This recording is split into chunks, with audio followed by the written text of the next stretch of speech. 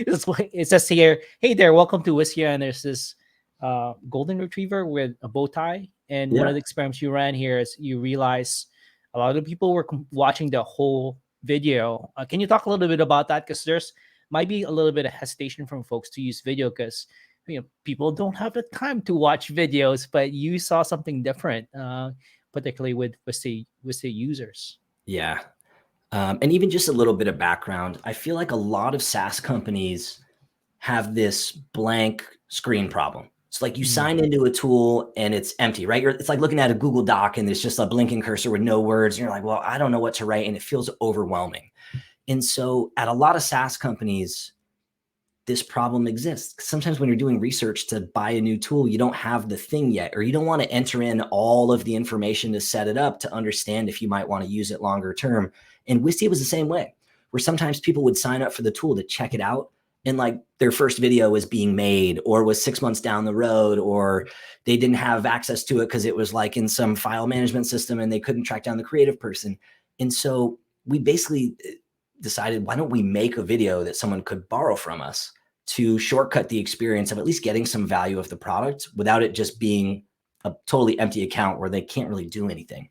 So because we're a video company and a brand focused video company, they made this fun video. It's Lenny. It's actually the dog of Chris Levine, who's the head of, I think, Wistia Studios now, but was sort of the core videographer and production person for a long, long time. Lenny's kind of the unofficial office mascot.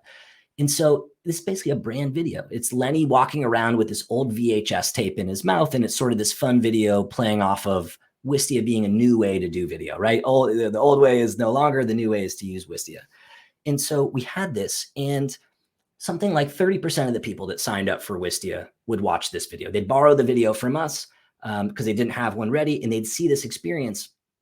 And when we looked at the data, we just noticed that they didn't do much else after they saw this. And so we're like, well, that's kind of a bummer, but that makes sense. They don't have a video, so they're not as engaged. What are you going to do? And then one day we were just watching in full story people engage that went through this funnel because we just were curious if there was anything that we could do to add more value here. And what we noticed is that almost every single person was clicking play and watching like 80% of the video or something outrageous like that. Like they were really watching it and they were engaged.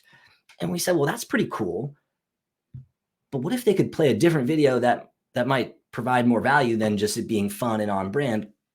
And so we did a brainstorm with a whole bunch of folks, and Chris Levine said, hey, why don't I make a video of me being the video teaching people how the product works? If they're going to click and play it anyways, then at least they can get some more value. And so you can see, it took us a few flavors of it to get it right, but this is Chris. And basically what he does is he's like, look, if you need help with settings, you can go up. Where's my camera here? You can go up over here. And if you want to see the lead gen tools, and he pulls across the screen and a form appears and he says, here's what it looks like. You can enter in your email there and then they can do that. And again, we saw the same percentage of people watching the video, but this time, as Chris is showing you stuff in the account, their mouse is following. And so we had this like kind of goosebumps moment where he's like, oh, look up here. And literally their mouse is going up there and they're clicking on the thing in real time.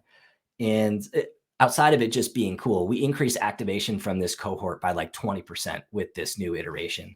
And so there's little things like that you don't know until you really get close to understanding the problem. And then all of a sudden ideas like this just appear. And this was one of the cool ones and definitely one of the wins for our team.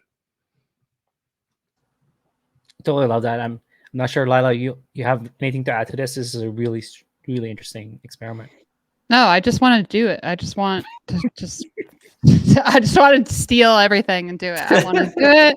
No, it just is. It's so awesome and, not surprising in many ways. Like it's like kind of feels like one of those things like, oh yeah, what a like opportunity, but you wouldn't know it was there unless you really dug in and did the full story reviews. I think that happens a lot where we have so many assumptions about what our users are doing.